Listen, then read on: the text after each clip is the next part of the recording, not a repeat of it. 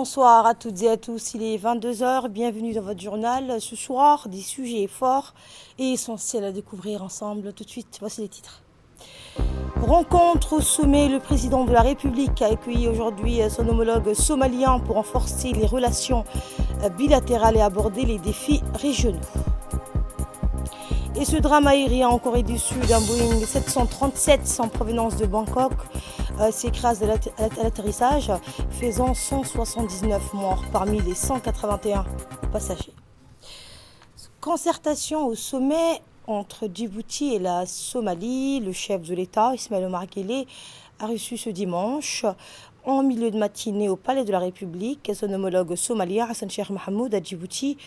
Depuis hier, à la tête d'une délégation comprenant notamment le ministre somalien de la Défense. Les relations bilatérales, la nature précise de l'appui substantiel et multiforme que notre pays est en mesure d'apporter à la Somalie dans sa détermination de plus en plus affichée à faire valoir l'autorité de son gouvernement sur toute l'étendue de son territoire ont été évoquées au cours de cette rencontre.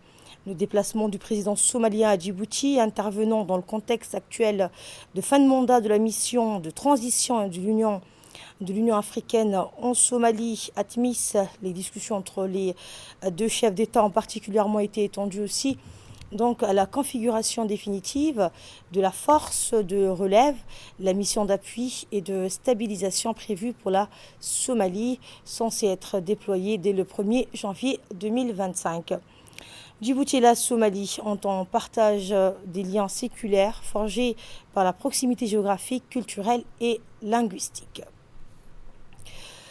Le président somalien Hassan Sheikh Mohamud a quitté donc Djibouti cet après-midi après une visite de travail de 24 heures à la tête d'une délégation comprenant le ministre somalien de la Défense.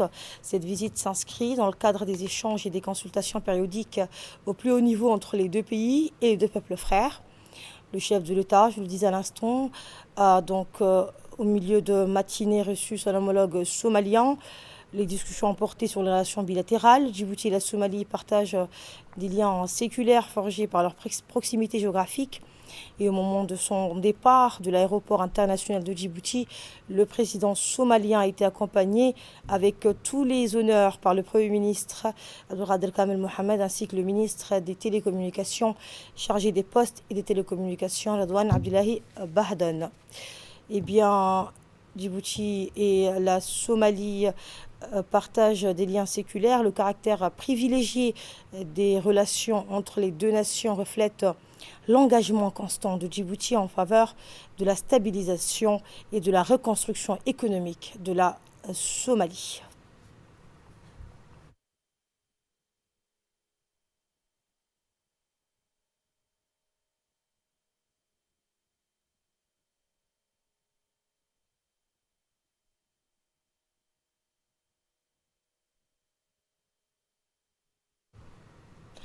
Et le président de la République, Ismaël Omar Guelleh, a reçu aujourd'hui au Palais de la République le ministre éthiopien des Affaires étrangères qui effectue sa première visite de travail depuis sa nomination à ce poste. Cette audience a permis d'aborder les relations privilégiées de fraternité, d'amitié et de coopération qui unissent la République de Djibouti et la République fédérale démocratique d'Éthiopie. Les échanges ont également porté sur les partenariats stratégiques entre les deux nations, notamment dans les domaines du commerce, de la culture et de la sécurité. Cette rencontre a été l'occasion de réaffirmer l'exemplarité de la complémentarité et de l'intégration économique entre Djibouti et l'Éthiopie, souvent saluée à l'échelle régionale et continentale comme un modèle de succès. Le ministre éthiopien était accompagné de plusieurs responsables. Du côté djiboutien, la délégation comprenait le ministre des Affaires étrangères et de la coopération internationale, le ministre de la Défense, l'ambassadeur de Djibouti en Éthiopie et la conseillère diplomatique du président Fathia Jamaoudine et le directeur général de la sécurité nationale Hassan Saïd Khair. Le chef de la diplomatie djiboutienne nous fait le point sur les échanges qui ont eu lieu lors de l'audience entre le président de la République et le ministre éthiopien des Affaires étrangères. Le ministre Dr Gideon, ministre des Affaires étrangères de l'Éthiopie, dans sa première visite officielle à Djibouti. Et il était porteur d'un message de son Excellence le Premier ministre au président Guelleh, Je crois que les relations entre l'Éthiopie et Djibouti sont au beau fixe et ce genre de visites nous permettent de passer en revue tous les dossiers sur les questions bilatérales, les questions régionales, la paix et la sécurité. Et nous avons toujours cette volonté politique de faire en sorte que les relations djibouto-éthiopiennes soient vraiment un exemple dans la région, un exemple de stabilité, un exemple aussi d'intégration. Je ne parle même pas des infrastructures. Il est nécessaire pour que les deux pays continuent à développer leurs économies. Il est nécessaire qu'on puisse également travailler sur les volets de consultation, que ce soit économique, politique, social, etc. Et nous tenons régulièrement des réunions des commissions frontalières. Prochainement, nous allons tenir la commission mixte, la 17e session, mois de janvier. Et cela nous permettra également de revisiter tous les accords qui existent, etc.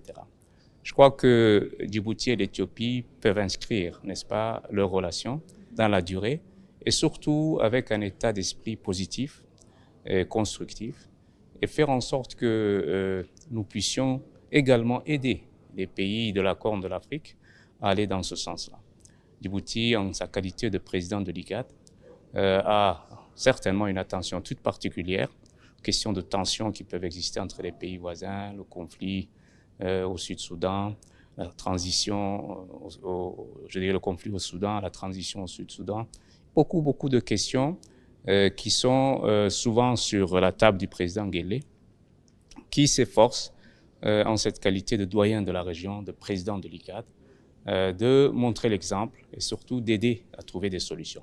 Donc, le ministre Gédéon est venu également écouter le président sur ces questions. J'ai eu moi-même l'occasion ce matin de lui donner notre avis sur un certain nombre de points, notamment sur la question des relations entre l'Éthiopie et la Somalie, la future mission AUSOM qui va être déployée en Somalie, etc. Et nous sommes en train d'essayer de trouver des solutions qui soient acceptables pour toutes les parties.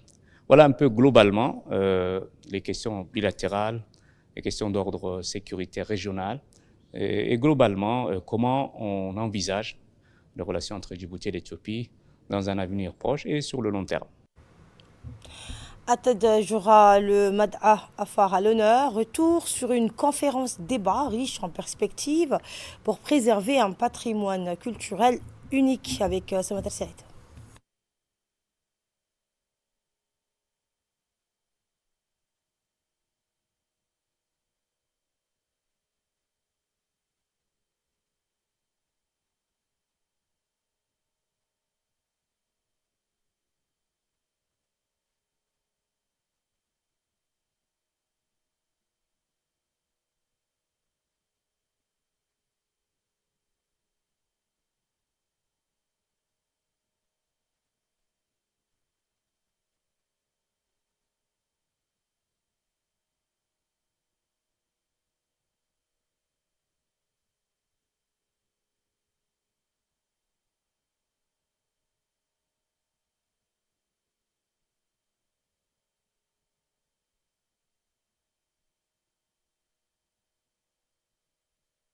Après 2 jours d'échanges fructueux, la conférence débat sur le renforcement de la compréhension et la valorisation du Mad'a Afar a été clôturée avec succès. Cet événement a réuni des experts, des intellectuels, des acteurs locaux autour de discussions riches et constructives sur l'importance de préserver et de promouvoir le Mad'a Afar, un élément central d'identité culturelle de la région.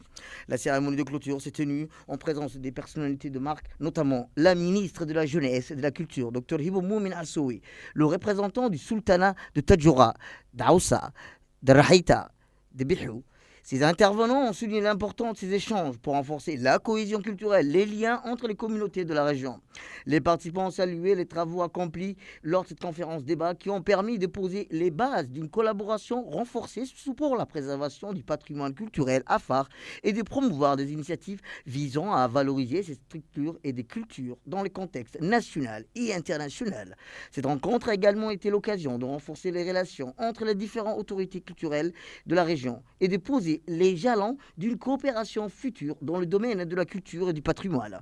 Le représentant du Miglis de Tadjoura, M. Chihim, a exprimé sa satisfaction à l'unité entre les différents représentants présents, soulignant l'importance de l'engagement collectif pour la valorisation du Mad'a Afar.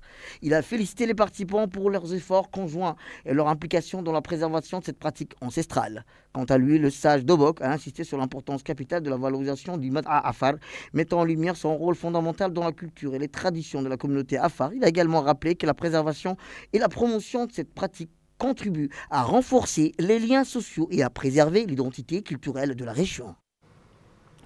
Et le garant de Mad'a Afar appelle à une action concertée. Ali Ahmed Meko, garant du Mad'a au sein du sultanat et des chefferies Afar, a réaffirmé son engagement pour la préservation de ce patrimoine culturel. Fidèle à son rôle, il a mis en lumière les clés essentielles pour valoriser cette richesse unique. Selon lui, une approche concertée et structurée est indispensable pour garantir la pérennité de cette pratique. Il a souligné l'urgence de renforcer les efforts visant à protéger le Mad'a Afar, qu'il considère comme un élément crucial de l'identité et de l'histoire de la région. Pour Ali Ahmed Meko, préserver le Mad'a Afar ne revient pas seulement à sauvegarder une tradition, mais à transmettre un héritage vivant aux générations futures. Et lors de la clôture des conférences débats sur la valorisation du Mad'a Afar organisée dans le cadre du festival culturel du Tadjoura, les représentants des sultanats de Aoussa, de Bihou et de Dawe et de Lahaïta, donc en tour à tour exprimé leur point de vue, eh bien, ils ont unanimement souligné la nécessité de renforcer la coopération entre les différentes juridictions afin de promouvoir et protéger ce patrimoine unique. Les participants ont convenu de l'urgence d'initier des actions communes pour assurer la sauvegarde et la valorisation du Mad'a Afar. Les échanges ont également permis de rappeler l'importance capitale de préserver ce symbole culturel et historique, véritable pilier de l'identité de la communauté Afar. Une soirée musicale vibrante à Tadjoura, les traditions Afar sublimées avant la clôture du festival culturel regretté.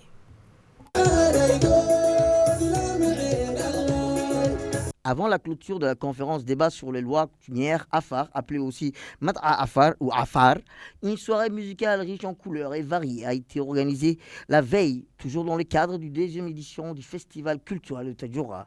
Une soirée musicale animée par des artistes locaux et nationaux, les artistes de renommée comme Harboy, Fafi Haroun, Mariam Ali, Ahmed Sangor, qui ont fait vibrer la scène. La légendaire danse Malabo, exécutée gracieusement par les jeunes filles de Tadjoura, et des danses folkloriques communautaires étaient au programme de la soirée d'animation. La soirée musicale et culturelle s'est déroulée en présence de la ministre de la Jeunesse et de la Culture, Dr Hibo Moumin Assoui, du secrétaire général de l'UNFD, Mme Fatouma Moussa, des parlementaires, dont Oumma Mohamed Hamid, ainsi que plusieurs invités venus participer à la 2e édition du festival de Tadjoura. Un timbre pour l'histoire, la poste de Djibouti rend hommage au docteur Burhan Mohamed Arif, figure emblématique de la médecine nationale. La poste de Djibouti est fière d'annoncer la sortie d'un timbre commémoratif spécial en l'honneur de l'inauguration du grand hôpital Dr Burhan Mohamed Arif. Ce timbre exclusif rend hommage à cet illustre médecin djiboutien, une figure emblématique de la médecine dans notre pays. Le Dr Burhan Mohamed Arif a consacré sa vie à améliorer l'accès aux soins de santé pour tous les Djiboutiens. Il a joué un rôle déterminant dans le développement du système de santé du pays et a laissé une empreinte indélébile dans le cœur des Djiboutiens. Au-delà de ses compétences médicales, il était un homme profondément humain et a engagé toujours prêt à soigner ses patients avec compassion et dévouement, sans distinction sociale ni religieuse. En émettant ce timbre commémoratif, la Poste rend hommage particulièrement à l'une des figures les plus emblématiques de la santé djiboutienne, en l'occurrence Feu Dr Burhan Mohamed Arif, médecin émérité et chevronné, dont les talents et les vertus sont inégalables, selon les propres mots du président de la République lors de l'inauguration de l'hôpital de Tadjoura. Le timbre commémoratif au design soigné met en valeur l'architecture moderne de l'hôpital, intégré des éléments symboliques rendant hommage au docteur Burhan Mohamed Arif. Il constitue une pièce de collection incontournable pour les amateurs fidèles, pour tous ceux qui ont et qui souhaitent marquer cet événement historique.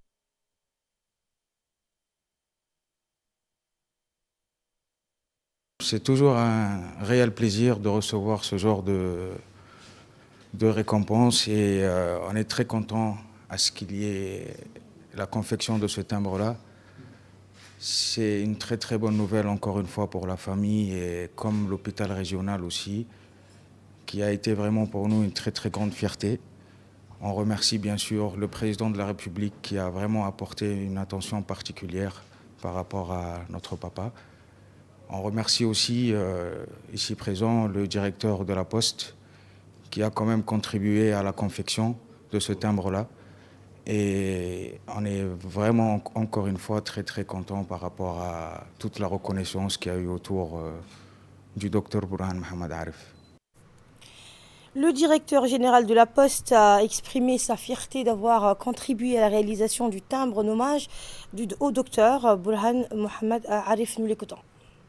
Honneur particulier aujourd'hui pour la Poste de Djibouti d'avoir pu participer à cette reconnaissance nationale qui a d'abord eu lieu lors de l'inauguration de l'hôpital de Tadjoura et qui porte le nom d'un des premiers docteurs, qui est quelqu'un de très cher déjà à mes yeux personnellement, qui est le docteur Burhan. Et j'ai voulu aujourd'hui aussi remettre ce timbre à un homme, à un docteur qui a une envergure nationale. Donc nous sommes très heureux et très fiers aujourd'hui de recevoir la famille ici, de recevoir un ami, le colonel et le docteur aussi, pour leur remettre ce timbre. Et nous espérons que ce timbre permettra aussi de perpétuer l'image d'un homme qui a été profondément pieux et profondément juste avec les hommes. L'équipe mobile de l'hôpital régional Dr Ahmed Absi Warsamed Ali Sabiye a organisé une caravane médicale à Dikri, dans le secteur de Holhol, pour approcher les soins des populations rurales isolées, composées de professionnels de santé, médecins, infirmiers, nutritionnistes, sages-femmes et échographistes. Cette initiative vise à répondre aux défis d'accès aux soins dans les zones éloignées. L'accent a été mis sur la santé maternelle et infantile, la prévention et la sensibilisation à la nutrition et aux vaccinations. Supervisée par le directeur général de l'hôpital, Mohamed Miguel Hassan, cette caravane s'inscrit dans la stratégie du ministère de la Santé pour améliorer la couverture sanitaire et réduire les inégalités. Les habitants de Dikri ont exprimé leur gratitude envers le personnel soignant pour cette intervention bénéfique et accessible. En Corée du Sud, 179 personnes ont trouvé la mort. Un Boeing 737 en provenance de Bangkok s'est écrasé à l'atterrissage à Muan, tuant 179 personnes et des 181 personnes à bord. Seuls 2 membres d'équipage ont survécu. L'accident, probablement causé par une collision avec des oiseaux et de mauvaises conditions météo, fait l'objet d'une enquête. Le chef d'État par intérim a ordonné une mobilisation générale pour gérer la catastrophe. C'est la fin de ce journal. Merci de votre fidélité. Passez une excellente soirée. À très bientôt sur notre antenne.